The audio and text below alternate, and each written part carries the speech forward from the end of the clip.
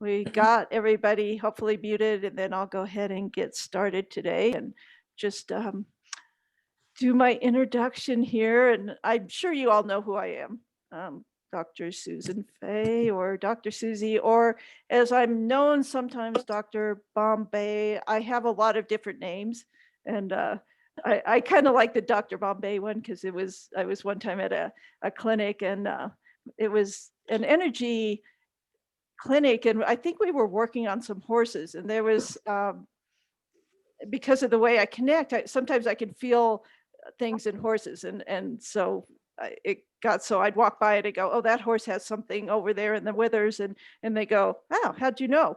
And so all the students started to go and calling Dr. Bombay when they couldn't find the spot. So I think it's really kind of funny. But what you guys will notice, it's not just that I have some special ability, that when you go through all this program and you start doing these things and getting more connected, you're going to start feeling these things. You're going to notice these things and you're going to go, wow, I never was quiet enough, or maybe I didn't pay attention, but now I walk up to that horse and I feel something in its body, or I feel an emotion. And so I just want you guys to know that this is not a special ability that I have. It's just an awareness. And when you start working on your awareness, you start getting these images or messages or feelings from the horses. And so that's what's really fun with this work. Um, so starting out here, I was thinking about last week. I ended up in that place of talking about breathing, and I know that I got some things on the Facebook group and some private messages about how people had incorporated breathing and how it had changed the horses they were around, or they used it in a specific situation and it really helped the horse get calmer. And I think, again, I can't reiterate enough about how important our breathing is. And so I want you guys to keep playing with those things and just paying attention to the breathing. And pretty soon you're going to notice that you are just breathing an entirely different way all the time. And that's when we start doing that, is when we're like, oh, now I no longer have to think about it because now it's just natural. And that's where I want to get with a lot of these things, that you don't have to think about them, they become natural. So it doesn't take so much thought when you go in and going, oh, I'm never going to get this because I have to think about this every time. And it's so labor.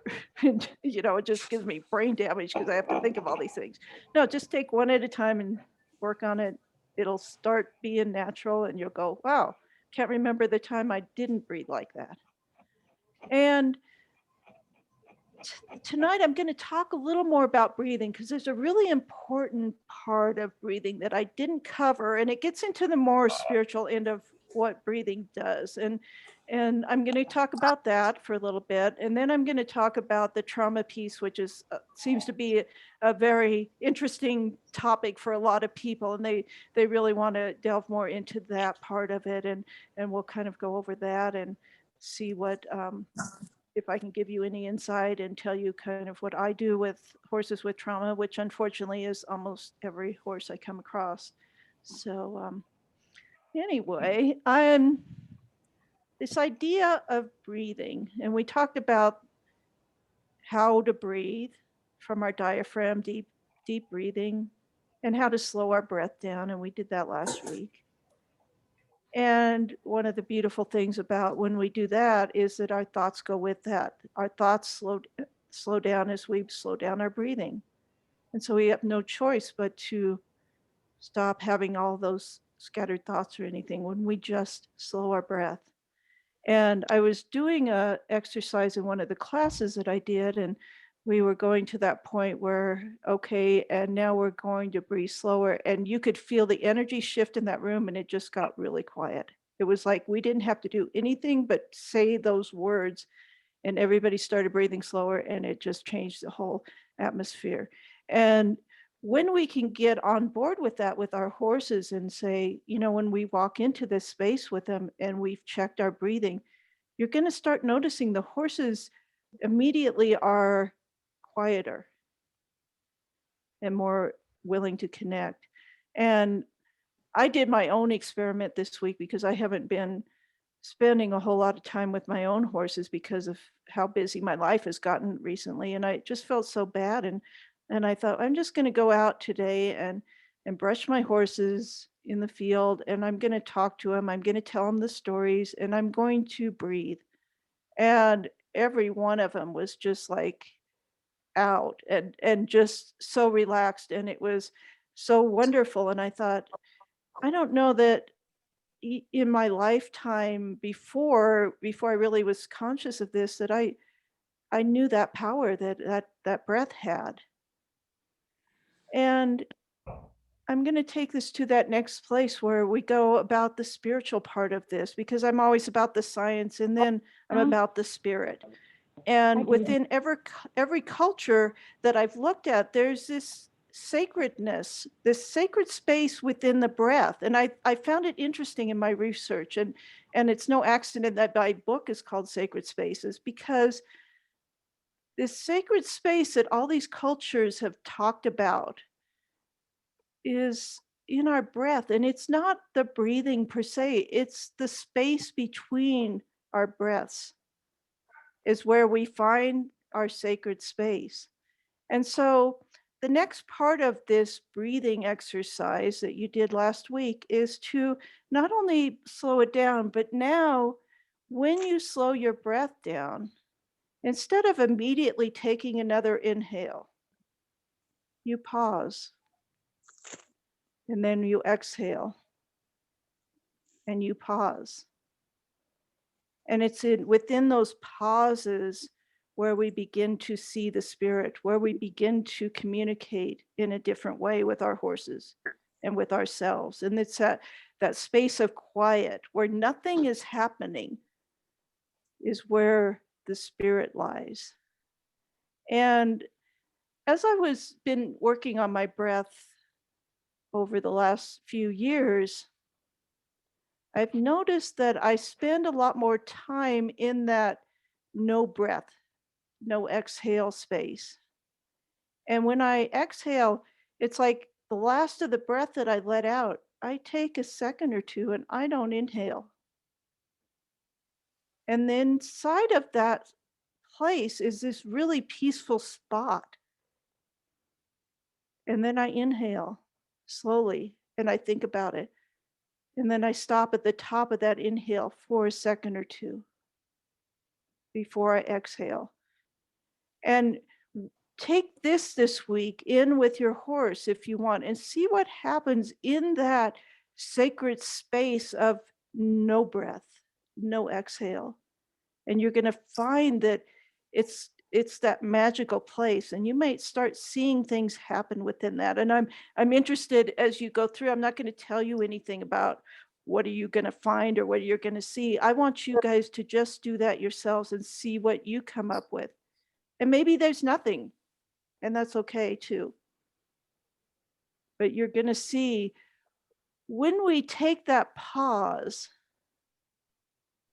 it helps us connect more to ourselves. It's a lot of cultures say that's where we enter our purest state of being, and where we see the difference between I, and that falls away, and then we become part of the whole. Okay. And so that's my thought when I'm in that breath between breaths, or that breath between exhales, and that I'm thinking about what is it? What am I? Who am I in that space? Okay. And the Yeah. other part of this breathing slower piece that I liked is I want to talk a little bit about how just being quiet is such an amazing gift for our horses. And we can do it through this breath, but we can also do it through our conscious thinking about it.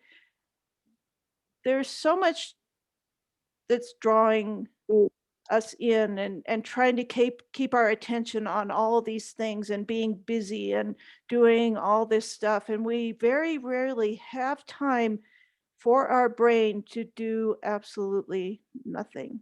And And so that's what I want you to think about in this breath too, about your brain is not doing anything in that time, in that little space, and it's quiet. And why this is so critical is because for us to actually process and integrate information, our brain needs a quiet space. We need to have a pause. And I see this so much that we get inundated with information and our brain is always trying to process and it's trying to process and we can't remember anything. And so if we can take some times and go, okay, slow down, let your brain integrate information. And it's not only our brain, and you can see this in a lot of horse training that has happened before, is that there is no pause in the training of a horse. If they're starting a horse, it's all about let's get it in here, let's get him running around, let's do this, let's do that, let's do this. And if you watch a lot of people, there's never a pause. There's never a quiet space, either on the end of the trainer or in the end of the horse. And just what I was talking about, within that quiet space that you allow is when that horse is going to integrate what you've showed it and it's going to learn and it's going to retain information better. So I thought back about the time when I trained my young horses and on the ranch there was never I didn't take outside horses because I didn't want to have the time constraint put on me as far as okay, this horse has to be at this point by this time and all that. And so that makes you get into that routine of well, I got to get in and I got to get all this done and there's no time for pausing and then you put the horse up and then the next day it's the same thing, just one thing after another and then you put the horse away. And what I was seeing with horses that were trained that way is that they did not retain information, that every time they brought that horse out, it had to be go through that exact same process. Okay, we got to retrain this, we got to show them all this, we got to do the groundwork again. It was almost like they were starting over every single time. And what I was realizing with my young horses is that how much time I spent in the pause, in that pause space. I would do something with them and then I'd just stand there with them and do nothing, absolutely nothing. And then I'd go and do something else for a minute or two, especially with a young baby, minute or two, and then I would stop and I would just stand there with them. And then I'd put them away, and maybe I'd only do 15 minutes with a young horse, and then I'd put him away, and then I'd get the next horse out because I had a lot of horses at that time to start. I probably had 10 a year that I was doing and starting. So having 10 little horses, I didn't have a whole lot of time for each one. So I was like, well, this is the best I can do. And so we'll just do this. And what I was realizing is the next day when I brought them out, they were at the exact same spot that I left at. And I didn't have to retrain anything that I had showed them. They just naturally, they go, okay, I'm ready for the next thing. It's like, oh, we don't have to review that. How cool is that? Well, I didn't know at the time about the brain and how it needs this time to process and integrate information. And so I just was maybe intuitively doing that, but not knowing why.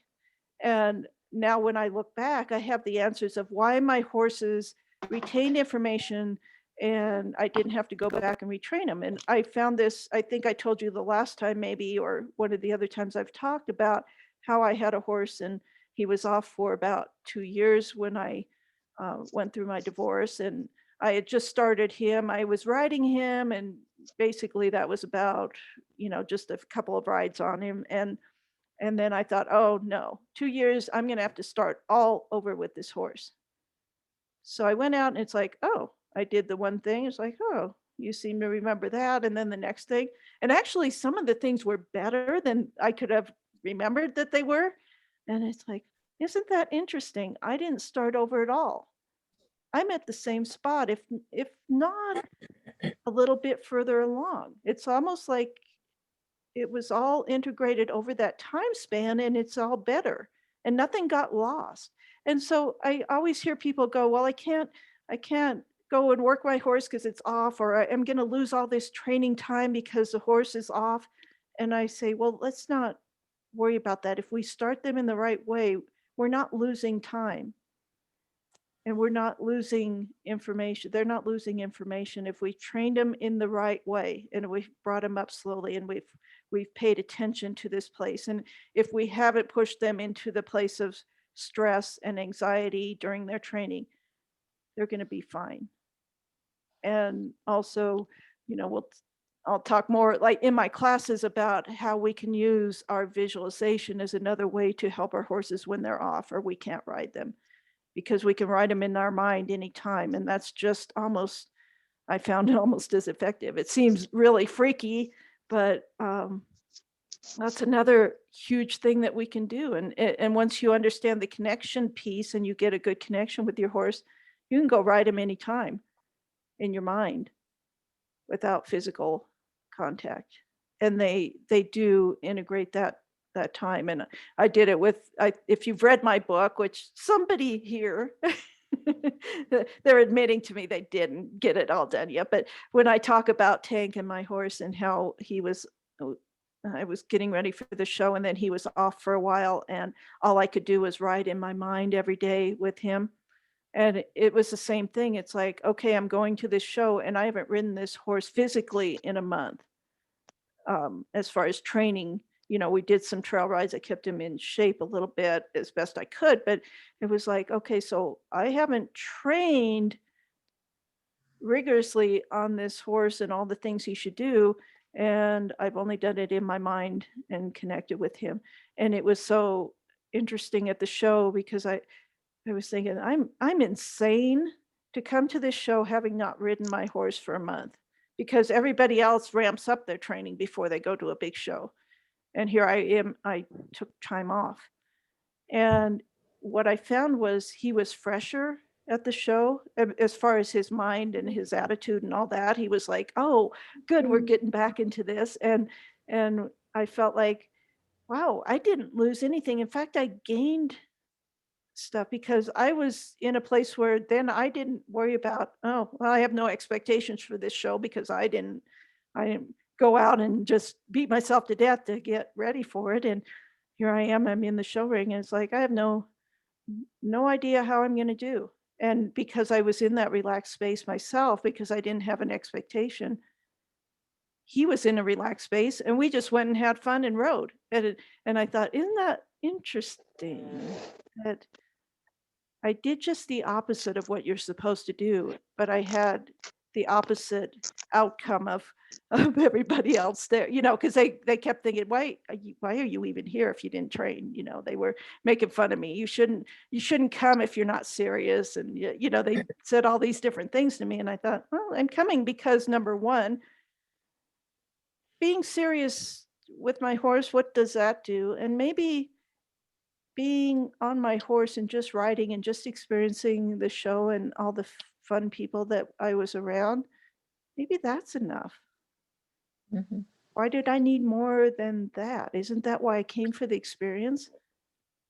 If I left and I got a ribbon and I thought back on the show and everything I thought about was just anxiety and tension and horrible, and my horse was angry or, you know, looked like he was mad too, and like, would that be a success? No, it was so funny because that show was about how much fun I had. And isn't that why we all have horses? I'm thinking that's I don't think I know of anybody who says to me, "Susie, I got this horse because I really want to feel stress and tension all the time and never be happy." And I'm like, "Wow, that's good. Okay." They you know, I don't recall that ever being in the conversation. It's mostly the opposite. I want to have fun. I wanna enjoy my horse. I love horses. I want to enjoy him. And so that's what my job is now, is to come in and say, "Here, let me help you. I've been through a lot of this stuff and and my whole goal is about enjoying the time we spend together and making it enjoyable, not just for me, but for my horse, and having him seek me out and wanna be around me because 'cause I'm fun and not a, you know, taskmaster and needing to have all my need for success achieved through my horse." So, It's such a funny difference that people that are so driven to do really well and they keep driving themselves. It's like they never have fun and they never actually achieve anything. And they're always chasing that. And it's one of the hardest concepts in sports psychology to say, can you let go and not need to have that outcome? And when you do, and you're able to do that, your outcomes become so much better. It's unbelievable. So um, that's essentially just wanted to kind of go over the breathing and slowing down and giving ourselves time within our lives to slow down, because where else can we do it other than the barn? It's almost like our horses are begging us, please slow down. Please don't bring your stuff into this space with me. So those are some things I'm thinking about on that end. A lot of Oops, do we have somebody wanting to say something here? Or I we'll just keep going. I can open up here in a little bit, and I don't know, Carolyn, if somebody. You know what we can do? You can raise your hand and I can call on people for you, Susan. Okay, if somebody would want to call, because I'm going to change or put it in the chat. So if anybody wants to say something about anything that I've said so far, you're more than welcome to let Carolyn know and she can bring you on. And we do. Andrea has a question in the chat. I get the idea of breath pause, but how do we keep that from holding your breath? Is it just timing? I had the same question, like, is breath pause the same as breath holding? And that's a hard one. And I don't want you to, like, anytime we hold it, there's tension in there. So when I think about it, it's like, how long before you still start feeling uncomfortable? Like, oh God, I have to take a breath, right? So I will exhale and it may only be a second or a millisecond, like that you feel like you can be in that pause state at the beginning. And so I'll exhale a long time and then I'll think, okay, it's all gone. And I just take a second. So it has to be something where you don't feel like you force it or you try to make it happen. You just let your breath out slowly and just wait for a second and then go, okay, and breathe in. And the same thing at the top, at the inhale, as much as you think you can inhale and just take a second. And so it doesn't have to be a very long pause in there. And that's where, don't get tripped up like, oh, I got to pause for 5 seconds, like you're going to die, it's like, don't do that. So, yeah, just let it be natural. And you're going to notice that as you start, remember how we told our brain to like, just breathe slower. If you just tell yourself that I just want to sit in a second in that exhale, that space between the breaths, and then your brain will just do it and then just stay quiet. Because all of it, you've noticed, like everything I talk about is about not bringing us into a state of tension, either us or our horses. So we're just practicing these things and there's no rules to it. So there's no reason to feel like you failed or anything like that. It's just being in that space. Okay. Susan, and Diane. Yes, Hi. So I have a helpful hint for the breath thing. If you, sorry, I have a bad voice. If you breathe in through the nose and breathe out through the mouth, the pause can be that little switch. Just from in to out, just from nose to mouth, nose to mouth. Yeah. And then as you get used to, and that can be hard to get used to. But when you get used to that, then you can expand the release of tension and the pause can be longer. Yeah. And I think you were talking about you could breathe in through your nose and out through your mouth. And I tend to, and do what feels good for you. I tend to breathe in and out both in my nose. I don't do a whole lot of out breath through my mouth, but just kind of how I've done it. But I like how you say if you do that switch between breathing in with your nose and out with your mouth, then you have a natural little place in there to do that switch and do that pause. So yeah. And like I said, there's no rules on my stuff, and you guys get a chance to play with what feels good to you and what works for you. And I think that just watching comments on my Facebook group and how people are incorporating breath and they're doing different things. And that's what I want people to do is go, wow, you didn't tell me to do it in this situation, but then I did it that way. And then I had this result. And that's exactly what I want you guys to do. I don't want to tell you it has to be this or it has to be that. And there's no flexibility for you to explore and find your own ways through this. And that's really part of the way I want to teach people is different than what we've been taught in school, where here's the rules and here's how you do it and always do it this way. And I say, find your own place, experiment within your own self, because I can't tell you if it's going to work for you. Something I tell you might go, that doesn't resonate at all with me and I don't want to do it that way. And then you go off and you find it, you go, well, let me think. I like that concept, but let me find another way to do it. And then you go, oh, I found this way that works perfectly for me.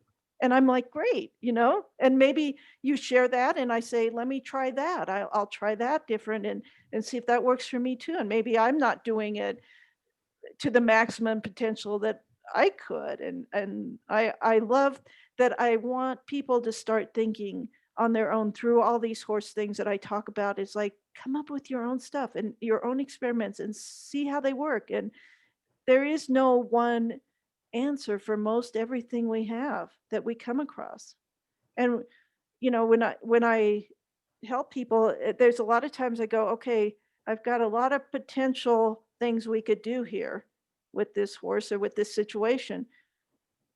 I'll tell you the one I think to start with, and then we'll try that. And then if that doesn't work, then we'll try something different. So it's all about let's just keep going and keep seeking answers. And that's what I'm really about. Is like, let's not stop our knowledge at any spot and let's just keep striving for more information, for more knowledge, for a better way to do things. And I can tell you that from even a year ago, there's things that I don't do anymore. There's things that I do differently. There's things I'll never do again. And that's only within a time span of a year. And that is about us in a constant state of learning and experimenting and seeing like, okay, there's a better way. There's a better way. So I love that. And I'm so glad. I feel like this whole group that has come together is just so much about being open-minded and just expanding our viewpoint about how we deal with horses and what we do. And I'm just so thrilled. I mean, I'm glad I came out of hiding because I'm such an introvert. Like I said, if there was a job description that said, here we go, you can be a hermit and we'll pay you this much every year not to ever come out again. And would that be okay? I'm like, yeah, where do I sign up for that job? Right. Because that's my comfort zone. And here on Zoom or here in, I have to get out of my comfort zone and expand my belief about, you know what, this is really fun. I'm having such a fun time on this Zoom call. And I realized that I would have never done this had I not been pushed. And so it's all about our comfort zones. And it's like, oh boy, some of this, what if I look like an idiot? Or what if I, all these things go through your mind and you go, you know what, who cares? Yeah, that's it. So, I'm hoping that most people here know, I don't care. We're going to, sometimes learning looks ugly. Sometimes getting out looks really bad or it feels really bad. But if we don't do it, we never expand. And I love this group because I just feel so much expansion already and it's just making me so happy. And I'm trying to stay afloat a little bit here because it's been a little bit tough for me, but I'm going to do my best here. So if you want to, go ahead and you can either put it in the comments and I'll look at those later. If you have any other questions or comments or anything about the breathing piece and what we do. And I've said it before that I don't want anything to be so hard that people have a trouble remembering it or doing it because there's so many steps. And I'm thinking this is just easy. Let's just make life easier because there's enough places where we can complicate our lives that this is not a space we need to do that in. So, No. okay. So I put these notes up so I could look and see if I can remember what I was talking about here. So we got most of that. And I think what we can do now, and I'll probably go till about 6:30, somewhere in there. I will talk about now that piece about trauma.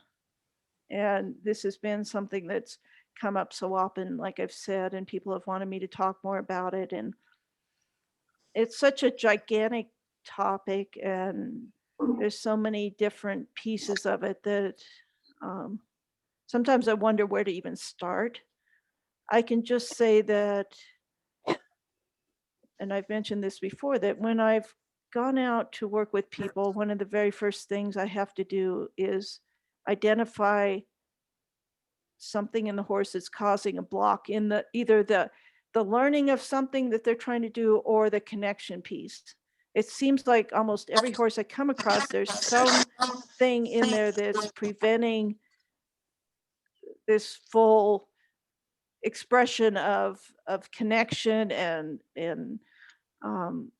so I want to go into like what I do when I go out and work with a horse, and then I can't really tell you how I do a trauma release because it's very situational and there's so many factors involved. And I know that a lot of people on here have said, well, I've used this technique and that works. And other people say I've used this tapping technique and that worked, and all these things. And I had this long conversation this week with a friend of mine who's a therapist, and she's worked a lot with humans that have trauma. And we got into this deep discussion, and I told her I so wish we would have had this on tape because she's so articulate and she's so knowledgeable in that area, and it was taking it to these places where I couldn't have even imagined. And she made me think again, she expanded my thinking about it. And she said, there's all these techniques, but you'll find that one technique works with one person, but that same technique with the same outward expression of a trauma doesn't work in another person. And why is that? And I think a lot of these programs we look at, where did the trauma get put in? What level is that trauma? Is it at a spiritual level? Is it a physical level? So there's all these different things that we need to look at as far as where does that trauma exist and how then can we go ahead and see if we can release that. Um, in my work with horses, I see the trauma come up in a lot of ways, and some of them are very overt, like we can see the expression on the horse. We can now, most of us, identify a horse that's checked out, that's had too much, and so he's checking out. And we see the horse that, I mean, he can look very stoic too, like a very well-behaved horse, but he's very stoic. So he's going, okay, I'm just going to endure. And so he's got a huge trauma load. We can look at those horses that have behavioral issues that they're acting out, and they're trying to express that. And you trigger a trauma in those horses, and then they express it in a behavior.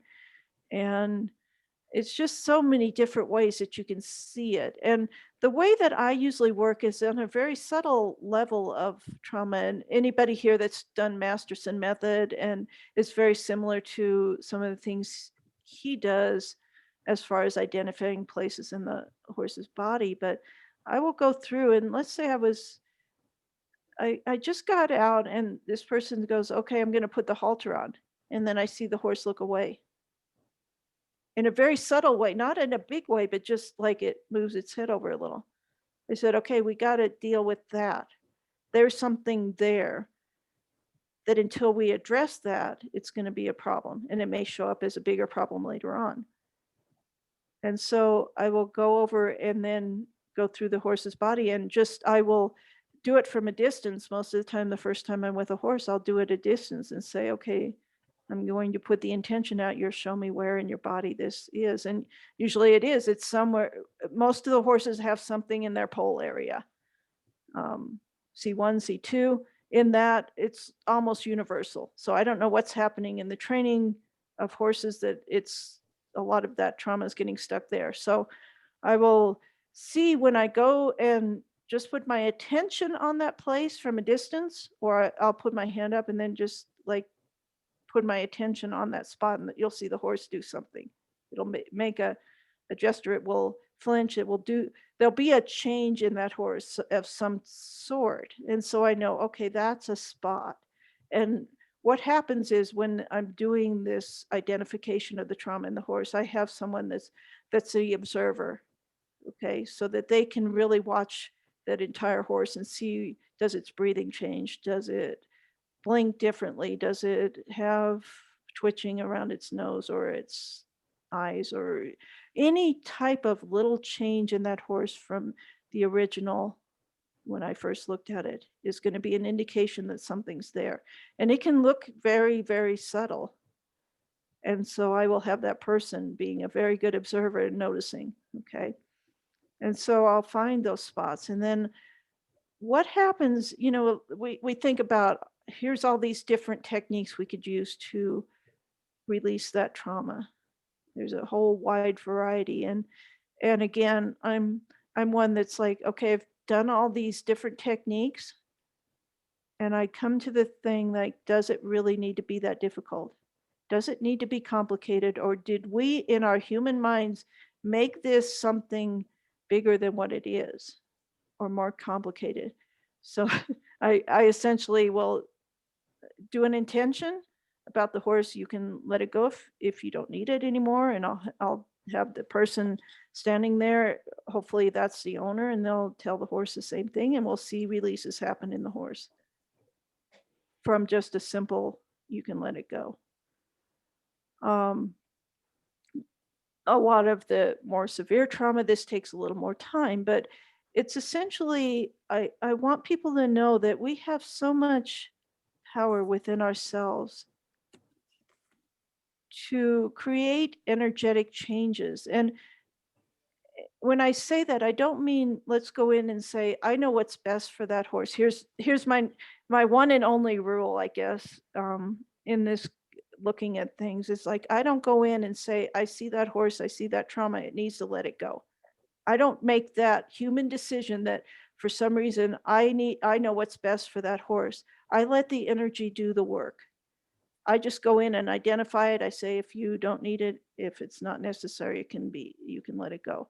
But that's not my decision. I'm not forcing that on the horse, because I don't know if there's some other more spiritual reason the horse has something going on there. And so this is a very different concept than when you go in and work on a horse and say, okay, I see this spot and now I'm going to work on them. And the horse goes, yeah, but I need this. I need to keep it here because that's protective for me, and I can't let it go yet. I don't know if he can let it go yet. So I always let the horse decide, are you okay to let it go? And if so, you can. Okay. And so that's where I'm very different. I'm very soft in my approach to like this trauma piece, because a lot of times they go, I'm not ready yet. And I go, okay, that's fine. And then you may see it the next time and go, okay, I can do it now. And so I never, even the first time I go to do a trauma on a horse, I may only introduce myself. I may just identify a point and just go, okay, thanks for letting me see that. And I don't do anything more than that. And then they go off and decide on their own, do I want to let that go or not?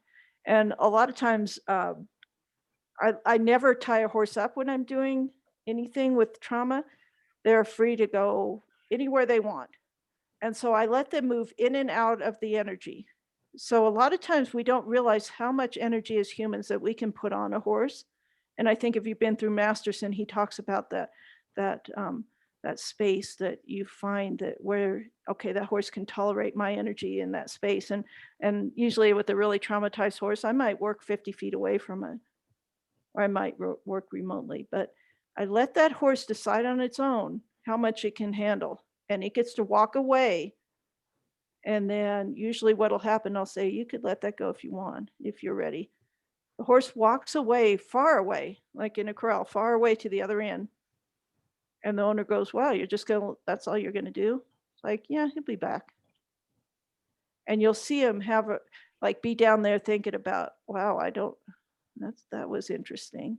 No one's ever noticed my trauma. No one's ever told me I could release it. I'm going to go down here and think about it. And then they have a release in their, whether they're yawning or chewing or licking or whatever they do. And then I can stand there again, that place about the pause. I'm not in a hurry on this. I spend time and just stand there and let there be silence and for that horse to process something. And then I'll see him turn around and come back. I'm ready. I'm ready for some more. And so I let him come in and out of that, especially like the first times, because they're not used to humans doing energy with them. And so I think they need time to go, what's happening here? What is this person doing? And then go, wow, that felt good. I could maybe try some more of that. And so this is a very slow process. It's a very intuitive process. And if, like I said, again, it's my way that I do this energy release or this trauma release may be different than other people's ways. And you do what feels right for you or works for you. But I've had a lot of luck with horses really turning around. And one of the things, again, I may have talked about it in my first few podcasts that we did that got deleted, that I talked about the importance of stories. And so one of the main pieces of the traumas piece is that we notice that when a horse comes into the barn or is in our life and it's had some kind of bad situation or it's come from a less than desirable situation and it comes in and everybody starts talking to it about, oh, you poor thing, oh, this poor horse, and everybody gets into the whole story about this poor horse. And so what do? Then we're creating this just sadness and this or mad or whatever emotions we have based on what happened to the horse, and we're putting that on the horse every single day. And it's going, oh God, I can't get past that. And my story just keeps getting repeated. And so I am that story. I am trauma. I can never get better. And so what I tell people is we will never talk of this again. You can tell me the story once about his past, but never again. Because part of once the release happens, that we're going to put a new story in for that horse. And what I'll usually do for that horse after the release and the end of the time that we're going to spend that particular day, I will replay a new story for that horse, and I'll take him back to before the trauma happened, and I'll replay a new outcome, a new story for the life. So that, and you'll see the horse as you start to tell him a new story about, well, instead of having this bad training outcome, I go and replay for him what it would have been like to maybe be one of my horses when I trained him and it was happy and we were just spent a lot of time doing nothing and standing around together. And I'll replay that type of a training situation. You'll see the horse have releases at that point too. It's like you can see them actually getting in with that story and going, yeah, I like that. And then I tell the owner, then that's the story you need to keep playing.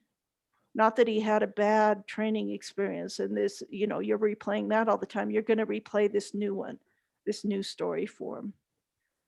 And part of when we let go of something, it leaves a void energetically. If we let go of something, it leaves a void. And what I want to do is fill that void with the new story, with a new energy, a positive one.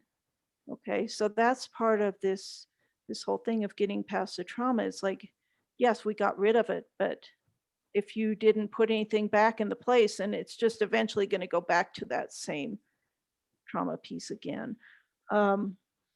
This is a very difficult concept to explain because it goes outside the norms of what people have done in the past as far as dealing with horses with trauma. And there's so many pieces to this. I could talk for weeks probably about this. And I have talked to different people about, at some point, I will do some clinics so people can actually see this process happening in real time with real horses that have had some bad experiences, and that they'll be able to start seeing how this actually works. Because my words can only describe it to some extent, to give you an overview of things. But I can't tell you how it actually works, except that it's an intuitive process and it works with the horse that you're with and what they can tolerate, what they need. And I'm only there to facilitate whatever that horse needs, not to, again, impose what I believe needs to happen onto that horse. You have a What couple I'm questions in going the chat, to- Susan. Do you want to see those? Sure, if you want to, if anybody has a question, and like I said, this trauma piece, I'm just starting on it, but I'm going to talk about probably the next times that we get together. I'm going to talk more about how we prevent it, how to identify it when we're training a horse, how to make sure we're not introducing things into our horse that we're going to have to try to take out later, and so this is not by any means the entire piece of this trauma thing. I'm just giving you an overview of what I do. So go ahead if you want, Carolyn, and we can see if anybody wants to ask something. Yeah, Janet had asked, have you ever had trauma that won't go away? I think what happens is there may be some that doesn't go away there, and I think that's having an awareness of the triggers, that what triggers that trauma to appear. And if you have awareness of those, that you can work around that. I've come a long way with a lot of horses that had really, really unbelievable PTSD reactions and over the top reactions to different stimuli, and that they've really slowed down a lot. I don't know how long the process is, and that depends on each horse, and it depends on the owner and how much they can adhere to, like not making inadvertently or unconsciously making pictures of the past trauma and feeling like they go into that all the time with their horse. But I think there probably is always some residual in there. It's a really good question. I think everything could heal over time. It's just how much time do we have and how much attention do we want to put to that? And what is really the reason that horse needs to hold on to it? And so there's so many different factors on whether it could actually entirely go away or not. So I can't really answer that, but I think there can be, and I've seen this, is there can be enough of it gone that it doesn't impact that horse's life or that owner's life anymore to the extent that they're afraid or the horse is just out of control. I think there's a whole area of healing that can happen that's really profound, that we can get rid of most of it. And then a lot of what I do with horses too is like, when or if you do encounter this trigger that causes this, we build in another response to the trauma. Okay, instead of, like, let's say bucking or rearing or whatever, bolting, that we build in a different response. Like, instead of doing that, you can just stand still and then come back down and be okay. Okay, so it's almost like, yeah, the trauma gets triggered, but let's just not go the route that it used to go and into the behavior that it used to go to. We're going to just stop it and then redirect it to a different type of behavior that's more controllable for us or less dangerous for us. And And so that's part of this process of dealing with the trauma. And the more you do that, the more the horse gets that emotional stability and ability to soothe itself and deal with the trauma, then it can start doing it on its own. So hopefully there's that piece of it too. Um, this is such a complicated, and I think for all of the people that are really, this is starting to explode as far as the study into trauma with horses, and I think we don't know all the answers yet. And so we're all in this place going, we're doing our pieces of this, and we're going to assemble more information and more data. And just, it's just a process that we're going to have to go through here for a while. And I think what really is I'd like to not have to be dealing with this, and to be raising horses and training horses so that we don't have to be talking about this anymore, that this is not an issue. And I think about my own horses. It's like, oh my gosh, how lucky was I that somehow intuitively or just based on my time frame, that I didn't train the horses the way that it was normal back then, and that they didn't develop all these issues. And I can go out and go, there's nothing that I feel like ever with any of my horses that I feel like I would be in danger, or they would react in a strange way or a dangerous way or anything like that. And I think that should be how we're starting horses. That should be our goal, is that we don't have to do any of this, and that we bring awareness to the horse community at large, that let's rethink how we're training these horses, and not take them into sympathetic and put them there and keep them there. And then they have no choice but to come up with these other behaviors in order to survive. And that's all the horse is trying to do. I'm trying to survive whatever assault this human has put on me. And they come up with these different tactics and behaviors to, make themselves so they can endure our things, our thoughtless things that we do to them. And see here, I feel like I'm now on my soapbox about, come on, let's not do some of this stuff, and be aware. And I think we're at that point now where there's so many really good scientists out there and people that are so devoted to this, and we're going to see some major changes happening pretty soon, so that we're not having this particular discussion anymore. And that would be my dream before I'm gone off this earth plane, that we don't have this discussion. We don't need to. And the same is true with people, because that's where I did my dissertation work, is in early childhood, what they call adverse childhood experiences, which is abuse, neglect, all those kind of things, and what effect it has on human beings throughout their entire lifetime, not just their mental health, but their physical health. And we all worry about the end product. We're always working on, oh, how do we fix this on this far end? Well, why are we not fixing it on the place where it starts? And that's the same thing with humans, same thing with horses. So, all right. Okay, so if two we more have a questions, question. Susan, do you want, you have, Patricia, I think you sort of answered this one a bit, but is it possible to start and train a horse from beginning on and not create any trauma? I think that, because I think about my horses, and it's very interesting that I don't think we can reduce trauma, but it's how we can respond to trauma. That's really the real thing. And it's like, I think about my horses when I started them. It's like, okay, here you have these ways to deal with, like, if something gets stressful for you, here's how you deal with it. And they start to build their own stability, so that later on they could be exposed to something that might be traumatic for a lot of other horses, and they can have resiliency. And that's part of what I love to study, is that how do people have resiliency even though they're exposed to extremely traumatic situations, that they can come out of it and not have long-term PTSD or some other thing that shows up as trauma. And they just go, oh, okay, I made it through that. And that's the same thing. You can't prevent situations from happening that could cause trauma.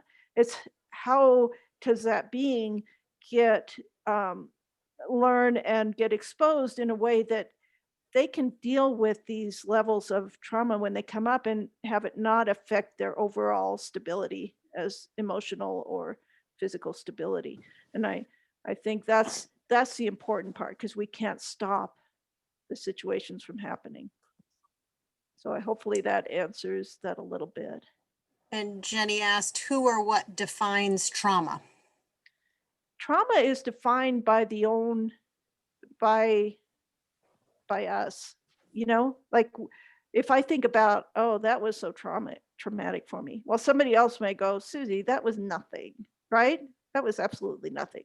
So it's all our perceptions. Do we perceive that as being traumatic, or do we perceive that as being something that's stimulates us to do something better? And I think about um, Viktor Frankl, who was a psychiatrist, and he had been a Holocaust survivor, so he was in the concentration camps, and I would recommend to everybody to read his book, because what is it? Man's Search for Meaning is the name of his book, and it really talks about this aspect of resiliency, and how do some people have resiliency and others don't? How did he survive that situation and then go on to thrive and to do these amazing things later in his life? And that's where I think I would love to see more study. It's like, what happened in his childhood that made him resilient?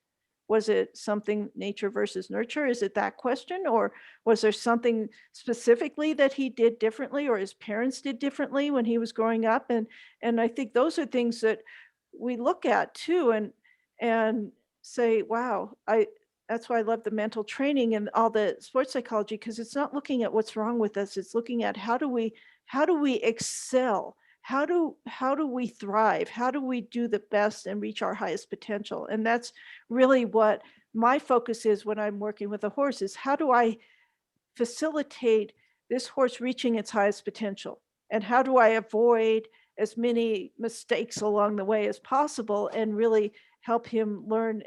And we all have to be exposed to stress and to those kind of things in order for us to grow and to become resilient. But if we're always exposed to the stress, like some of these people, when they train a horse, it's like if he's always in the stress space, he never has an opening. He never has a way to learn to deal with that stress and know that it can be overcome. And that's the space. It's like you push the horse up to that space and then you back it off. So you let him again get a flavor of that stress and then back it off. And then he goes, hey, I can handle that. And then next time I could handle even more than that. And so it's these abilities to go, that stress is not going to last forever. And I have an outlet, and I have a way to deal with this.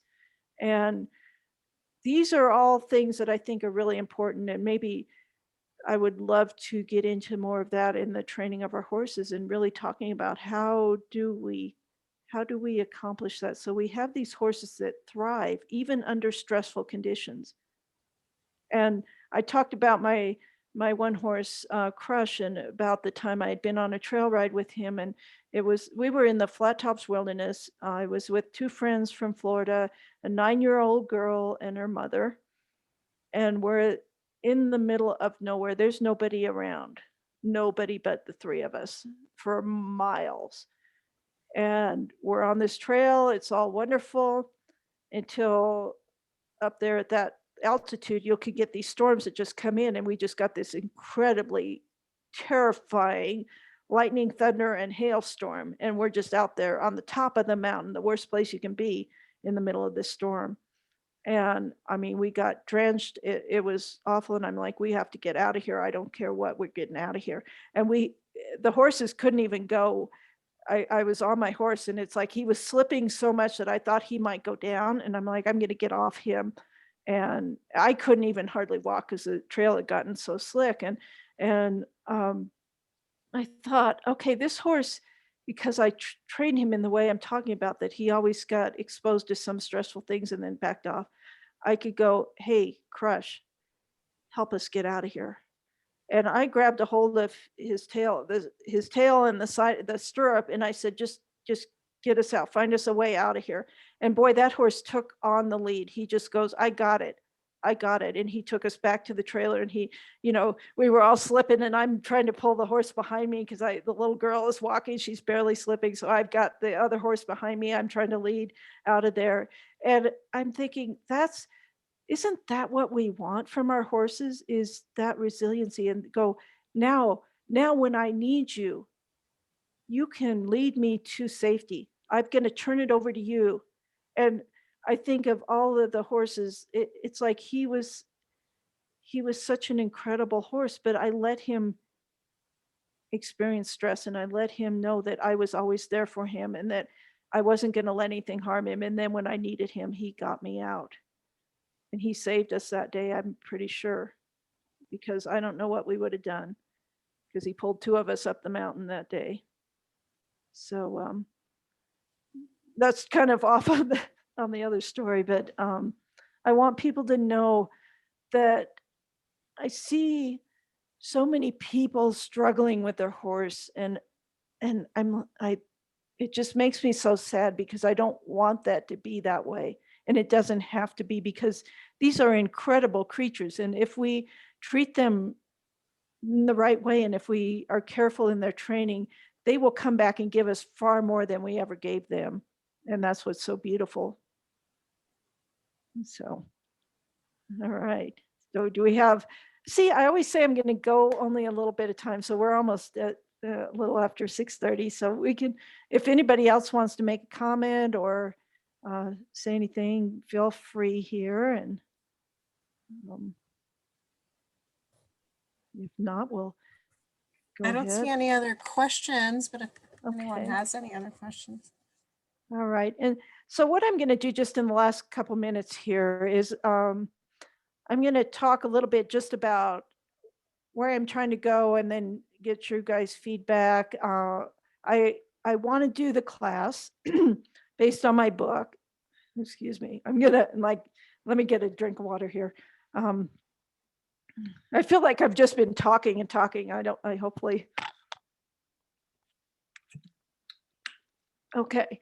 So I'm just mulling around in my mind, because I've been a little bit overwhelmed lately. So I'm like, what direction do I go with this? And how do I address things that people want? And I think I've heard a lot, and I've noticed comments that people would like to have a class. And I think about the class and what I would want to see. And what I like is this relational piece, where I can not have a whole gigantic group of people that I just talk at, or that I record something and people just watch it. I want this to be very much one-on-one feeling, that maybe it's small groups of 6 people or something like that, that we have a class for, and that they have a chance to really delve deeply into topics that are related to what they need based on the book. Like, they can ask questions and go, and we can do all the experiments that really apply to them and their situations. And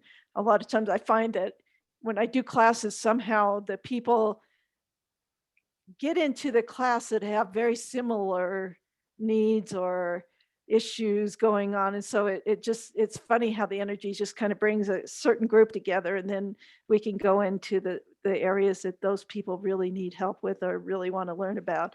And so that's my first thing, is like, I would probably do Zoom live, and then have the recordings available afterward for those people in the class. And then I have a handbook that goes along with my book that has different experiments. So I would add that on to the thing. And what I'm going to ask you guys to do is maybe give me some ideas of, if number one, if you're interested in the class, and you could email me at, why don't you email me at scienceandspiritofhorses@gmail. And I'll put this on my Facebook group also, so how to contact me. And then go ahead and tell me what type of class you'd be interested in. If you're not interested in the smaller group, you can say, I just don't mind, I'd be in a big group. And that would be less expensive, of course, if I had a larger group or I want to be in a small intimate group. You can put that preference on there and you can tell me where you're located at. And that way I could tailor these so that the time zone is right for you guys on your end. Like I could get a group in a particular time zone area so that people aren't having to stay up late or get up early, and it's more conducive to that, um, to their schedules. And especially I've had people on here from Australia and Canada and all these different places around the world in Europe, and so of course they're not going to want to stay up till 2 in the morning to watch a Zoom thing in the evening here or be in a class. So I want to go and be responsive to that, because I really think it's important that we don't just stay in the United States, that this starts to reach out and people have opportunities in other countries to have access to this information and learn. And I just love the fact that we're all now coming together as this group of horsewomen and men that are just so about this change and excited about it and on the forefront of a whole different way of looking at horses in our relationships. So yes, if you could send me emails, and that would be great, and just let me know. And then I'll start working on that end of it and get some ideas going and present those. And anything else you think that you want to see happen. I'm doing clinics. I'm starting to do some more around the country. I've got some in Michigan and Pennsylvania, and I had someone today about Virginia and Utah and Wyoming, and there's all these places that I would go, and if there's somewhere that you think that you would want to get a group of people together. And again, even in my clinics, I say no to a whole lot of people. I like 5 or 6 people in a class, in a clinic, because I want people to have an experience and not just go home and go, I didn't get anything. I didn't learn anything. I had no one-on-one. And in those classes, in those clinics, you'll have a chance not only to watch what happens with someone else and their horse and really learn from that, and then have your opportunity to work with you and your horse and really get one-on-one attention on that. I only work with people individually. I don't have a whole group of riders out in the arena at one time, because that's not my way of learning. And I think it's so individual. This work that I'm doing is so about the individual horse and person that I think that would be a disservice to do it in a large group and just have everybody out there.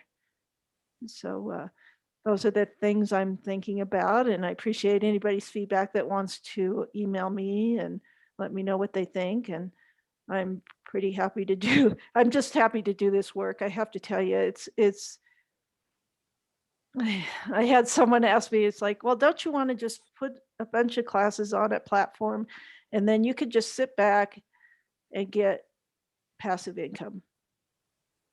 And I'm like, no, because what I want to do is I want to be with horses and people. I want to see these changes. I want to be part of the experience and to see that happen. And that's all in my life. Like my life has been about horses. And why would I want to sit on a beach and drink a margarita when I could be out playing with people and their horses?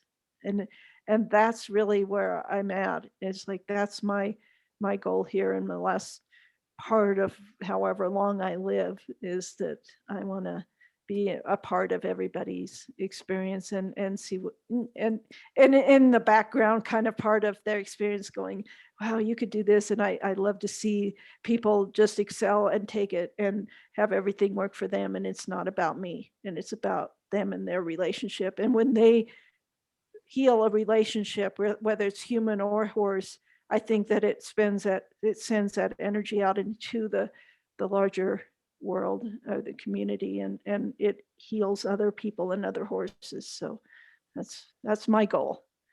So I appreciate everyone here. You don't know how much, and I appreciate everyone that's bought my book, and you've helped me survive for the last couple months by buying books, and it's made it so I had the flexibility to now sit down and think, where can I take this and how can I help people from here?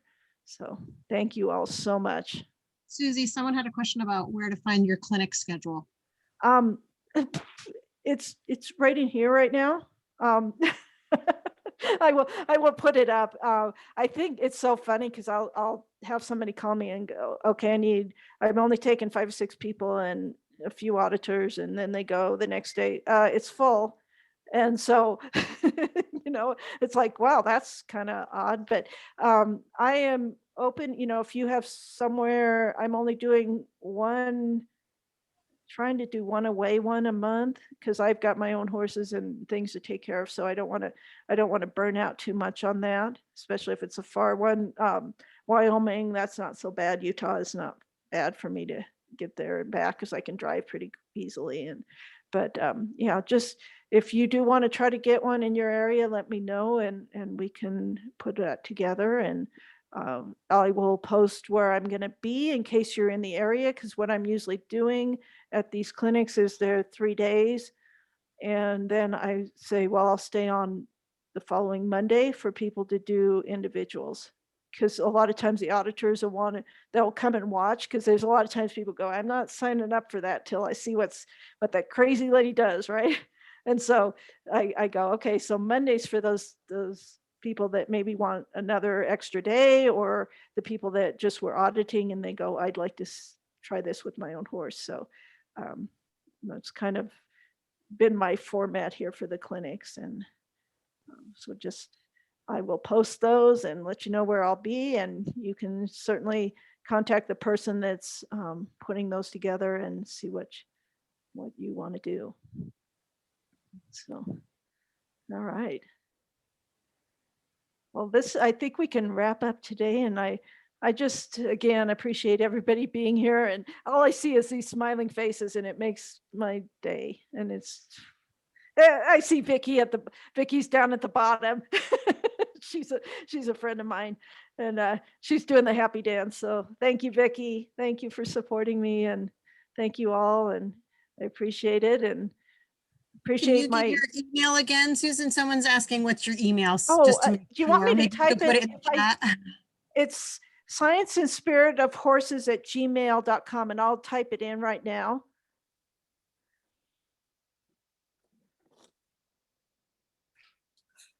I know it's kind of long, but I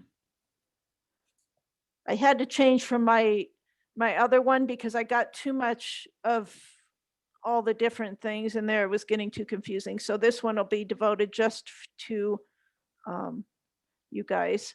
Science, let me make sure I spelled it right. Horses at Gmail. And right now I've got someone working on my website. It's not up yet. That's why I'm kind of going backwards in all this. I had a website and then I took it down for a bit because the insurance people were telling me I was doing something I wasn't. And I'm like, no, I need to change the wording so they don't think I'm doing something bizarre, I guess. So that'll be up soon. That's in the process. And then you'll probably have different ways to contact me through that website also. But I will keep everybody up to date on the Sacred Spaces, Sacred Wisdom Facebook group, and let you know when I do something so that you can keep on top of that. Boy, this ran so smoothly with someone monitoring the comment. This was fabulous. Thank you so much. That was awesome. So I appreciate it. And like I said, I'll keep doing these probably till I get into the heavy time of clinics and all that, where it may be difficult. And then I will just announce when I'll have time to do one of these, and you guys can join in, and they'll be on the Facebook group and also on YouTube. So you can go on to the YouTube channel. See, I feel like I'm like going into the real world now, like on the YouTube channel, like, wow, what? Okay. So, and that one is Sacred Spaces, Sacred Wisdom is the YouTube channel. And on that one, I think during the time, I'll probably have people at the clinics. I never liked being filmed when I was doing it. It always felt like it was a little bit of an invasion, but I'll probably go ahead and find situations where we can do a short video, and I'll put that on that YouTube channel also for you guys. And you can see some things in action here of what I do. So that'll be great. Okay. Anything else you think, Carolyn, or we're I didn't good? see any more questions in the chat, but if Okay. anyone had anything, they can put it in or unmute. All right. Well, then in that case, I will sign off. Thank you all for coming, and I will see you next Monday, barring anything happening on this end as far as weather or anything like that. So take care and send stories and send information. I love hearing from you guys. So thank you so much. All right.